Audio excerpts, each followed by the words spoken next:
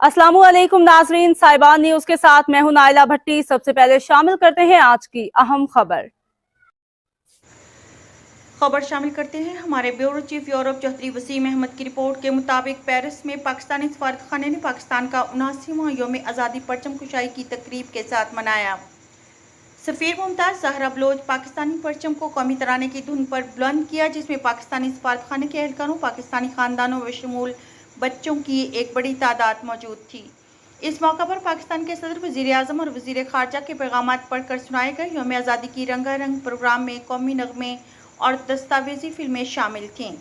बाद अज़ा मेहमानों ने रवायती पाकिस्तानी खानों से लुत्फ़अंदोज़ होते हुए इस मौका पर खिताब करते हुए सफ़ीर ने कायद आज़म की क़यादत में तहरीक पाकिस्तान के कारकुनों और पाकिस्तान के लिए जानें देने वाले शोहदा को खिराज तहसीन पेश किया। उन्होंने पाकिस्तान की तरक्की में किरदार अदा करने वाले असातिज़ा, कारकुनों, किसानों, साइंसदानों और कारोबारी अफराद को खिराज अकीदत पेश किया। उन्होंने आज़ादी की मुनसिफाना जद्दोजहद में कश्मीरी अवाम के साथ यकजहती का इजहार भी किया। सफ़ीर बलोच ने भारत की नंगी जारियत का मुकाबला करते हुए मार्का हक और ऑपरेशन बनियान मरसूस में अफवाज पाकिस्तान की जुर्रत और पेशा वराना महारत को सराहा।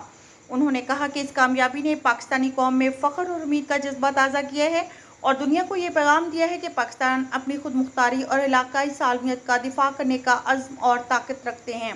सफ़ीर ने फ्रांस में मुकीम पाकिस्तानी कम्यूनिटी के पाकिस्तान के साथ वाबस्तगी और पाकिस्तान फ्रांस ताल्लुकात को फ़रोग़ देने में इनके मुतासिरकुन ताउन को भी सराहा।